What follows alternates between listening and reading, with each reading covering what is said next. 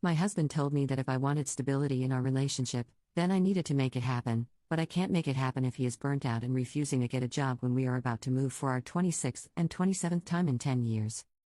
This is part genuine request for perspective/opinions and part getting it off my chest. My husband, 36M, and I, 35F, have been married 10 years. We have a good marriage and have never faced any truly difficult times. It'll be difficult to explain everything that goes into this, but I'm happy to expound in the comments. Basically, the last decade has largely been focused on achieving financial independence. I had never been a very business-oriented person until I met my husband. He is extremely entrepreneurial and his passion for it is catching. We have run our own businesses together and separately throughout our marriage. The goal has always been to make enough money on location-independent businesses we can live freely. Not necessarily retire, but have more freedom. Because of his encouragement, I'm now on a career path that could easily result in that. In 10 years, we have moved 25 times, all because better opportunities have presented themselves or current opportunities have dried up. We're now facing number 26 with number 27 not far away because number 26 doesn't look like that good of a prospect. Without giving away details, my business fluctuates greatly. I've had months where I pull in mid-five figures and long stretches of a few hundred. My career outside of this is food service with a very definite wage ceiling. My husband's career is professional and he can easily find a six-figure salary position. His current online business currently brings in low four figures. We have always relied on his going back to work when money runs low. He's in high demand, can practically snap his fingers and get a job. I cannot. Here's the conflict and where I'll try to eliminate as much of my bias as possible. My husband is completely burned out. He physically and emotionally can't deal with the stress of going to work right now. He has supported me through the last couple of years when my income has been low. I've always been aware of my financial contribution and make up for it by carrying the grand majority of the household chores. Even when I was working 60+ hours as a manager and pulling in half his wage. But as our savings are dwindling, it's looking more and more like I'll have to get a job. That means pushing my business to the back burner, working a physically demanding job, all for a quarter of the pay he could get. I'm not one to spend money. We didn't have a wedding. We bought my wedding band 3 years after we got married. I cut my own hair.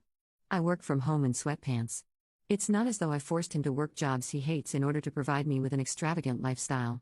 I have worked jobs to help provide for us in the past, and even when my business isn't earning a ton, I still put in 50+ hours a week. I'm craving stability. Not permanence, just the feeling that I can unpack our boxes and not feel like I should save them in a closet knowing in 6 to 9 months I'll need them again. We've been child-free for years, but the last couple years the topic has been coming up more and more. Yet I feel it's impossible to even discuss the idea of starting a family in the face of such uncertainty. I miss my cats, they're living with my parents overseas. I want a fish tank and a place to hang pictures. He says, if you want those things, then make them happen. Which, fair enough. I completely agree with.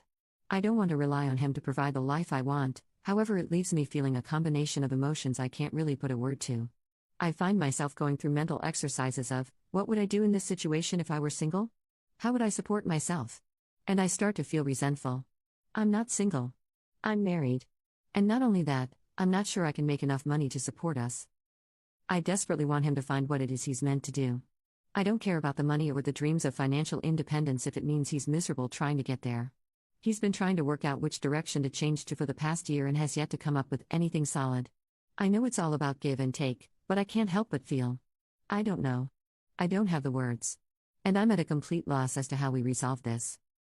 BTW, we have talked about all of this about 1,957 times already. There is nothing written here he hasn't heard before. Edit, I appreciate all the comments and opinions. This got a lot more response than I expected. Just a few things. It's difficult to sum up an entire life in a few hundred words. The moves have been for varied and obviously with 25 of them, multiple reasons. Some were because my husband was offered a good job. Others were to be nearer family. I've been pursing my side business for the last 3.5 years. The 7 prior to that I was in full-time employment, sometimes working a full-time job while also helping to run our own business. He has not financially supported me for 10 years. I'm not sure where people got MLM from, but I'm in a creative field. As I said, I don't want to reveal details, but I create products and then sell them online. We are not scam artists, nor do we have to leave town because people are catching on to our pyramid scheme, lol. As far as financials go, again, it's impossible to sum up 10 years of income. But we go through feast and famine periods. Times when money is flowing in and times when we live off what we've earned. We never live outside our means, and when money is good, we put thousands a month away to prepare for the down times. It's not a typical way of living, so I understand it's not easily relatable. Commenter 1. So, you both have entrepreneurial side businesses and full-time jobs? Plus moving every 3 to 6 months for the last 10 years? That would burn anybody out. I know financial independence is a dream, but it seems like if both put down roots, maybe for a specified time, like 4 years, and found stability, burnout wouldn't be a factor.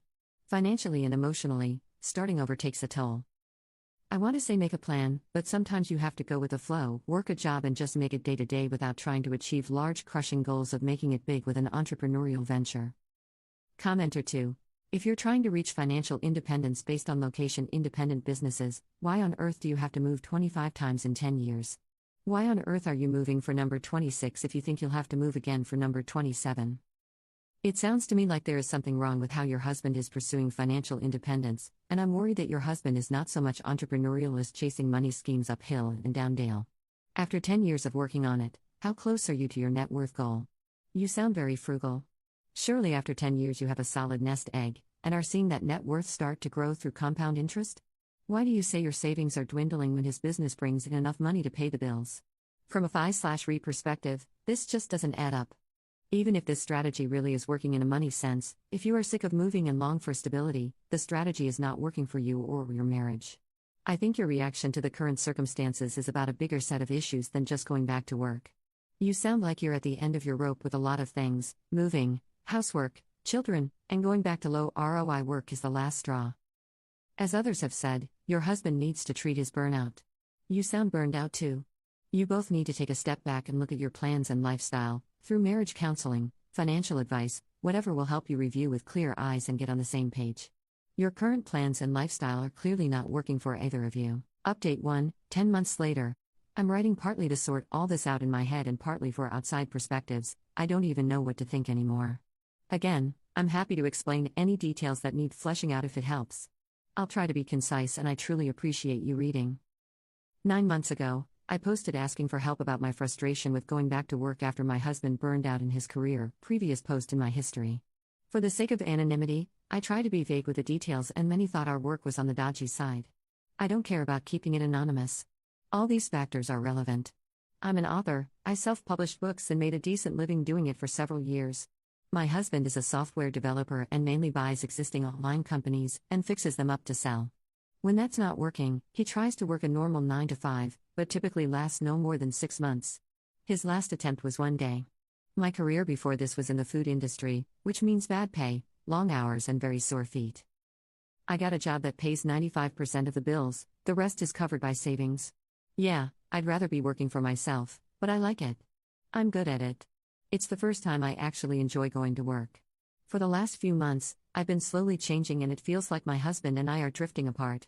At first I thought it was a natural phase. Things will definitely feel different compared to working under the same roof all day and night. Now, I don't know. From the previous thread, he says, if you want those things, then make them happen. Which, fair enough. I completely agree with. I don't want to rely on him to provide the life I want, however it leaves me feeling a combination of emotions I can't really put a word to. I find myself going through mental exercises of, what would I do in this situation if I were single? How would I support myself? And I start to feel resentful. I'm not single. I'm married. And not only that, I'm not sure I can make enough money to support us. I am making enough money to support us, and it feels good. It's given me confidence in a way I haven't had before. But, it's also made something glaringly obvious in our relationship. We disagree on just about everything, and we have very little in common. I'm happy to work on my writing on the side while I work. He thinks I've given up on our dream and have settled for a world, the 9 to 5, MF world, he is loath to spend time in. He sold his business and is still figuring out what he wants to do next.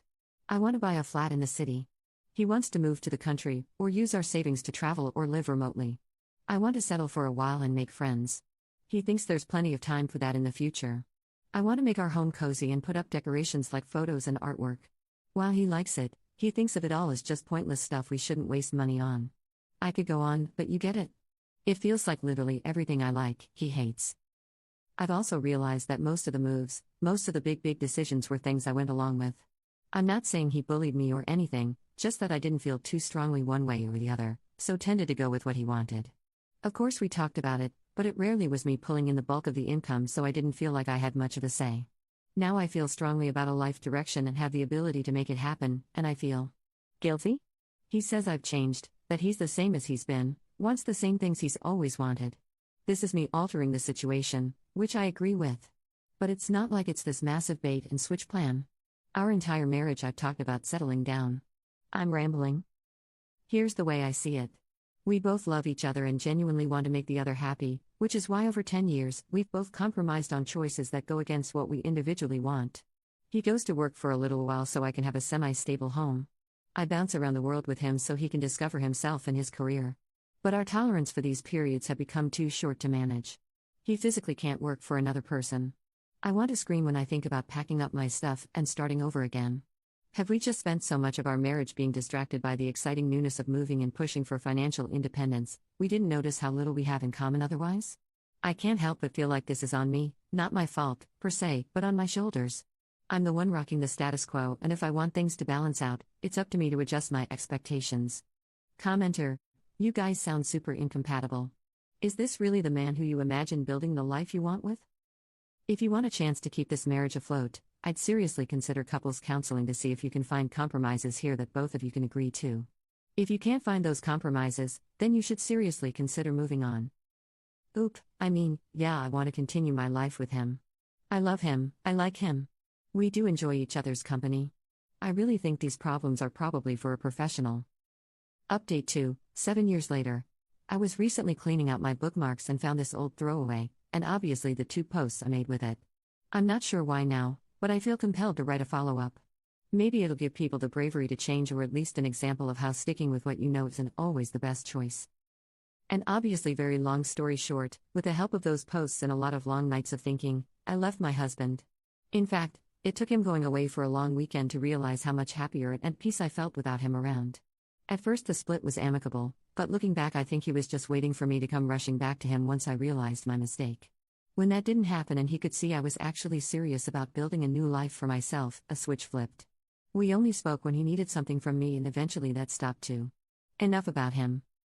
I'm now 42, happier and healthier and more satisfied than I've been my whole life.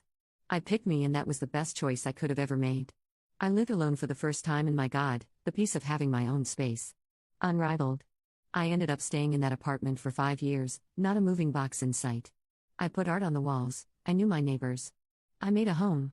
I grew my career and went back to school. Made friends, built a little community. I've done a ton of therapy and realized that the abusive patterns my parents created in childhood were just repeating with my ex. I fell in love, a real love, a supportive love that encourages growth and security. I'm doing new work that helps people and is so much more than just chasing money. All of those things have created a life that's more rewarding than I ever thought possible for myself. I've gone through some really bad times too: illness, cancer scares, loss. But I have no idea how I would have come out the other side without the community I built around me. Even something as simple as people at your local coffee shop recognizing you is a comfort after feeling adrift and alone for so long. Anyway, if I were to respond to myself from 7 years ago, this is what I would say. Leave the loser. He doesn't care about you, never did. He only cares about what you can do for him, and now that you aren't serving him, well, just go. You are capable of doing difficult things, and you are worthy of the work it takes to accomplish them. Trust your abilities, trust your gut, it's been screaming at you for years now, honey. Life can be so much more than you've experienced, but you have to make it happen for yourself. Commenter 1. This is as close to fairy tale ending as this world provides. I'm so happy for you. Commenter 2. I got halfway through the first post and was already side-eyeing the husband. 25 moves in 10 years, all chasing better opportunities? He can snap his fingers and immediately get a highly paid job anytime he wants, but hates working for other people? That's not being a business-oriented, highly driven entrepreneur, that's chasing the new shiny thing and discovering that it's not as fun as it looked, over and over and over again.